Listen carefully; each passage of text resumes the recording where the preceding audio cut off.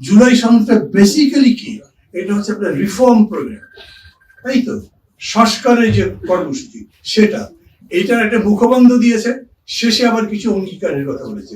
সেই অঙ্গীকারের কথা যখন বলেছে তখন বলেছে এই জুলাই সনদে যা থাকবে সেটাই হবে চূড়ান্ত, কোন কোর্টের রায় কিংবা সংবিধানের কোনো কিছু এটার উপরে থাকতে পারবে না। হতে পারে এটা সংবিধানের উপরে একটা সনদ হতে পারে?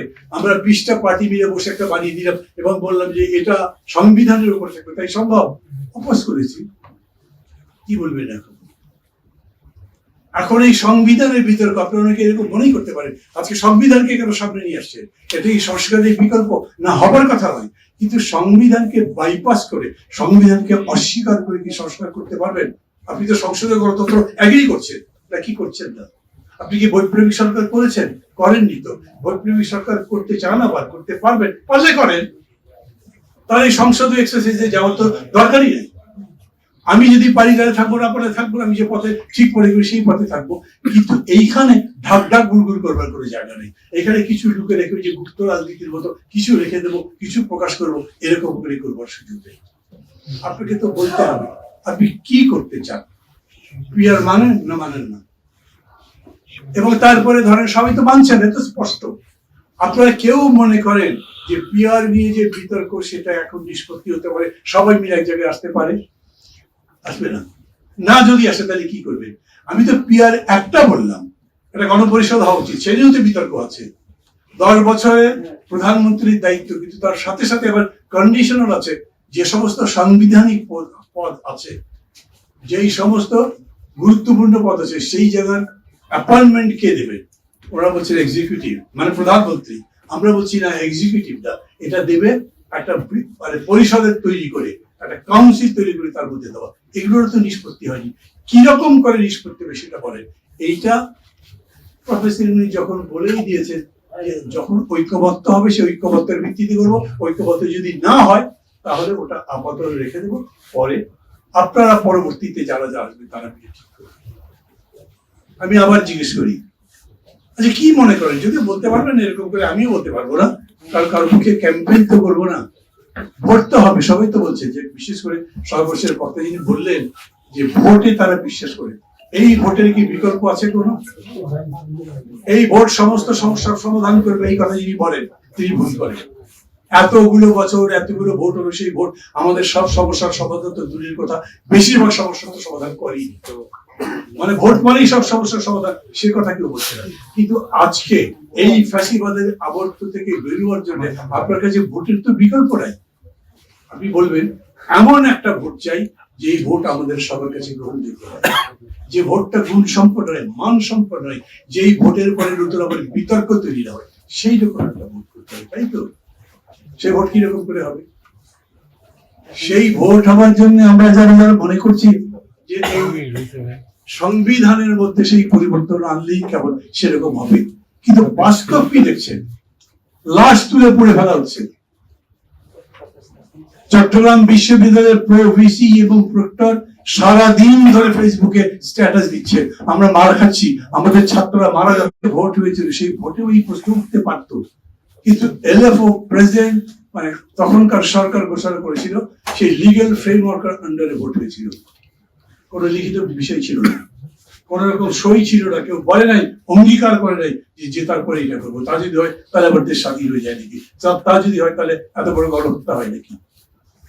এখনো সেই একই প্রশ্ন আসছে। আমি এগ্রি করেছি আপনার সঙ্গে, চালিয়ে যান, সামনের দিকে যান, কিন্তু এই 12টা পয়েন্টে আমার নোট অফ ডিসেন্ট আছে। নোট অফ ডিসেন্ট মানে কি? আমি এর পরে যখন সংসদ আসবে, সংসদ বসবে, তখন এই ব্যাপারে আপনারা যে বলবেন তার সঙ্গে এক কথা এমন কিন্তু কোনো কথা নেই। আমি যেটা বলবো সেটা তখন বলবো, এখন আমি দ্বিমত করেছি। পার্লামেন্ট মানবেন তো, নাকি মানবেন না? যদি পার্লামেন্ট মানে, যদি এমন হয় যে মেজরিটি একটা দল পেল, সেই মেজরিটি দল যদি বলে এরকম হবে না, তখন কি বলবেন? আমরা এই রকম একটা জটিলতার মধ্যে আছি। আমি আবার বলি, অভ্যুত্থানটা যেখান থেকে শুরু হয়েছিল সেখান থেকে সুনির্দিষ্ট লক্ষ্য নির্দিষ্ট সামনের দিকে ধাপে ধাপে এগোতে পারতো, তাহলে আজকে তো এতগুলো প্রশ্ন তৈরি হতো না। কিন্তু প্রশ্নটা তৈরি হয়েছে। এই প্রশ্নগুলো নিষ্পত্তি করবার জন্য আমরা অন্তর্বর্তী একটা সরকার নির্বাচন করেছিলাম, মানে আমরা সিলেক্ট করেছিলাম, আমাদের প্রস্তাব অনুযায়ী হয়েছিল। কিন্তু সেই অন্তর্বর্তী সরকার এই জটিলতার মধ্যে যায়নি, যেতে পারেনি, এগুলো নিষ্পত্তি হয়নি। এখন আমরা আকাঙ্ক্ষা করতে পারি অন্তর্বর্তী সরকার এই বিষয়গুলো নিষ্পত্তি করবে। জুলাই ঘোষণা নিয়ে এখন তার বিতর্ক হচ্ছে না। যার মনে যে কষ্ট আছে তিনি সেই কষ্ট নিয়েই চলছেন, এটাই তো বাস্তব। জুলাই সনদ নিয়ে কি হবে? খুবই স্পষ্টত একটা দল বলছে যে কনস্টিটিউশনের সাথে জড়িত যে বিষয় আছে সে বিষয়ে আগে কিছু করা যাবে না। কিন্তু আপনারা এখানে যে সেমিনার করছেন, দাবি করছেন জুলাই সনদের গ্যারান্টি চাই, তার ভিত্তিতে নির্বাচন হওয়া চাই।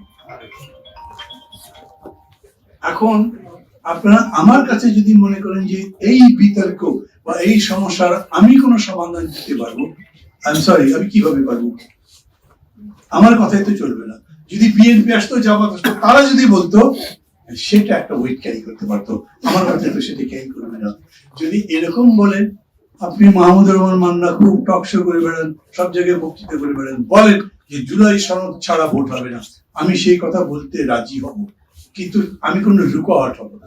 মানে আমি এটার জন্য কোনো বাধা দেবো না। এই কারণে আমি জানি যে শেষ পর্যন্ত গণতন্ত্র মানে রুল অফ মেজরিটি, সেই মেজরিটির কাছে তো আমাকে সমর্পণ করতে হবে। আমি জানি না আবার কবে এই জুলাই সনদ নিয়ে বৈঠক হবে। 5 তারিখে আমাদেরকে fresh draft of the July সনদ দেওয়ার কথা ছিল, কিন্তু দিতে পারি। আপনার পেপার থেকে সব পড়ছেন, প্রতিদিনই আমি মনে করি একদম আপডেটেড সব ইনফরমেশন আমাদের কাছে আসছে। আমরা যারা যারা এগুলো করছি তাদের মানে আমি আবার বলি, আপনাদের সবাইকে ধন্যবাদ দিই যে মানুষের চেতনার মান, জ্ঞানের পরিধি অনেক গভীর হয়েছে, অনেক বিস্তৃত হয়েছে। আমরা অনেক গভীর সমস্যাগুলো নিজেরা ভাবতে শিখেছি, এবং আমি মনে করি যে আমাদের এই অধ্যবসায়, আমাদের এই বিশ্বাস, আমাদের এই ধৈর্য যদি থাকে তাহলে এই সংকটটা আমরা কাটিয়ে উঠতে পারি। অধৈর্য হয়ে কিছু করতে পারি।